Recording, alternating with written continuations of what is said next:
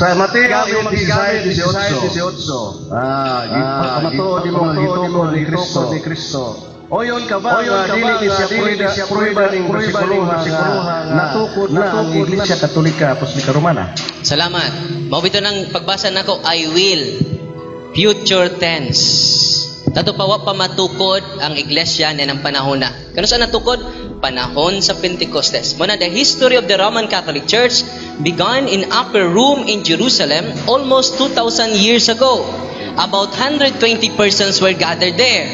They were followers of Jesus Christ and they were awaiting the coming of the Holy Spirit He had promised to send them from heaven. So kano saan na-establish yun? During the Pentecost. Ang Pentecost is the birthday of the church.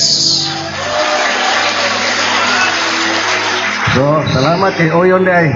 Sa dili ni siya prueba. Mo na tong klaro. Kapisan Moderator, objection. What is your objection? Bawal ang mga komentaryo during mangutana. Yan ko siya, uyon ka. Ang akong giuyunan nga, I will. Future tense. Wa kung muuyon nga, dili na proiba. Kay si Pedro ang igaagyawi. Dili si Parkham. Nga founder sa Pentecostal. Okay. Mr. Moderator, Okay, according to the rules of dialogue number 7, no side comments. So, rule number 3, direct question. Premises are allowed. So, proceed to your next question, Pastor Laugan. okay. So, hain nga bersikulo sa Biblia nga miangkon si Kristo akong tinukod ang Iglesia Katolika Apostolika Romana. Antubag, hain kuno sa Biblia nga Iglesia Katolika Apostolika Romana tinukod Bersikulo. ni Kristo, watay mabasa niya na. Ang mabasa na to, Mateo 16:18, si Pedro ang gigaan sa Yahweh. Wa magpa-duplicate si Pedro. Ihatag ni Parkham, nga founder sa Pentecostal.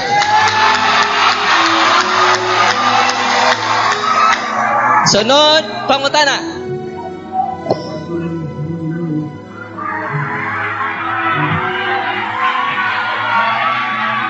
Sunod na pangutana. Na may mga saksi si Kristo, ilan niya ang tinuang gawa ng mga saksi. Sukod sa Jerusalem.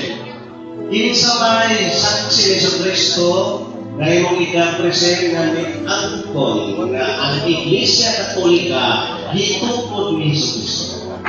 Ang tubag, kinsa man ang mga saksi, ang una niya mga apostoles. Kung naminaw lang ka sa kung ibasang ibalik-balik, the history of the Roman Catholic, inayon ako ha, the history of the Roman Catholic Church began in upper room in Jerusalem almost 2,000 years ago. About 120 persons were gathered there. Apil ang 12 na ka-apostoles. Kaya ang 12 ka-apostoles hangtod karon gilubong sa basilika sa Iglesia Katolika. Why apostoles nga gilubong sa protestante nga simbahan?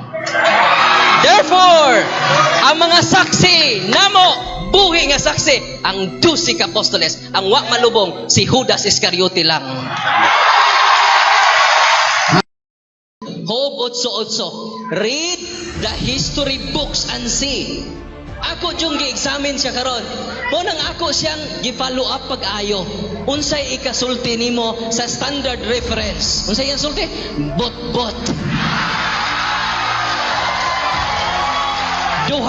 Duhaan.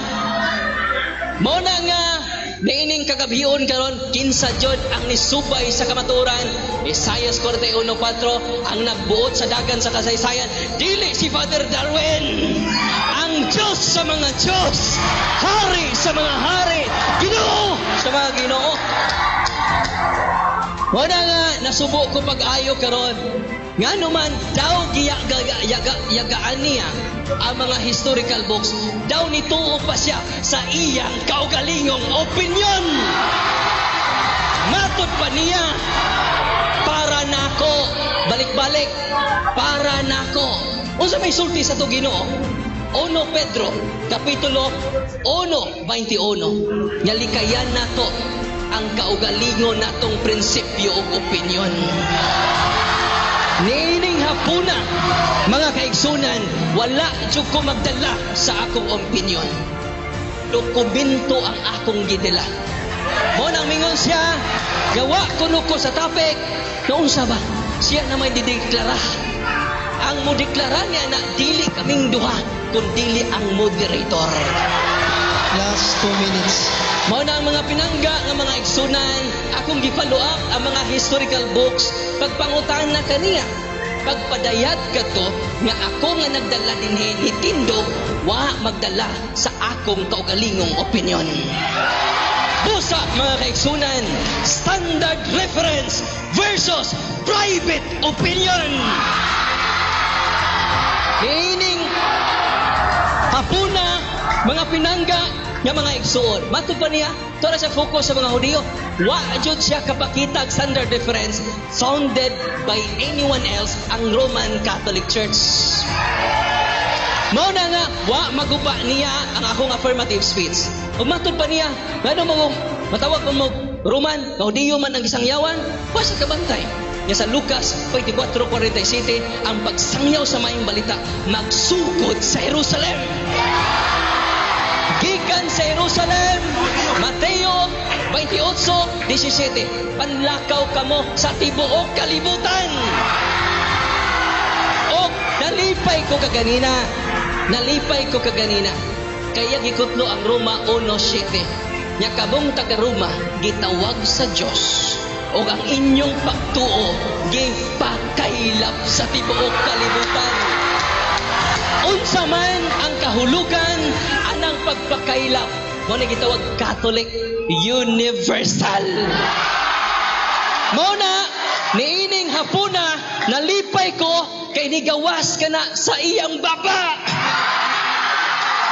Oh, dugang paniana si San Pablo niabot sa Espanya sa Roma 15:24-28. Muadto usab ako sa Espanya o ang taga Espanya mo ni Christianize nato dinhi sa Pilipinas.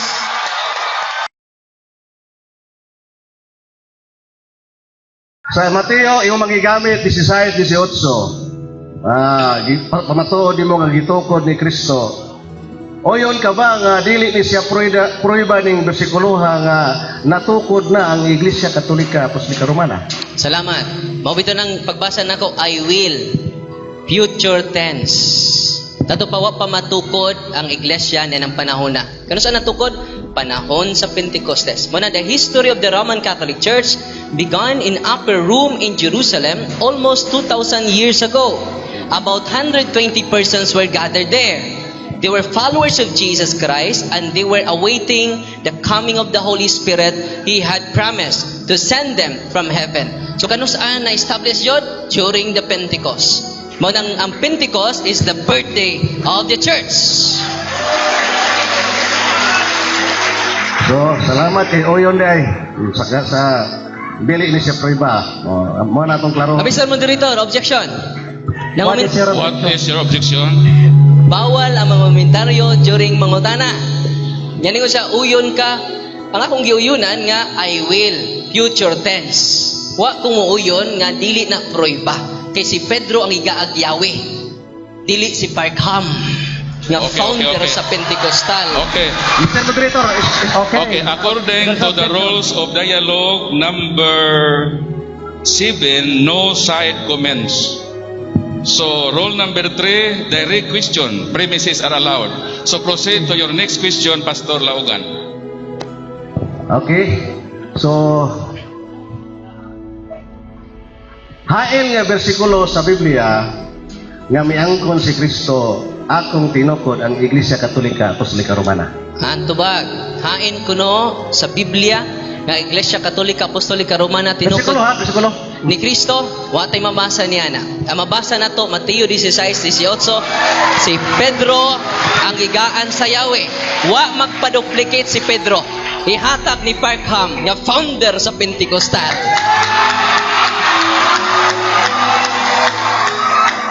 Sunod, pangutana.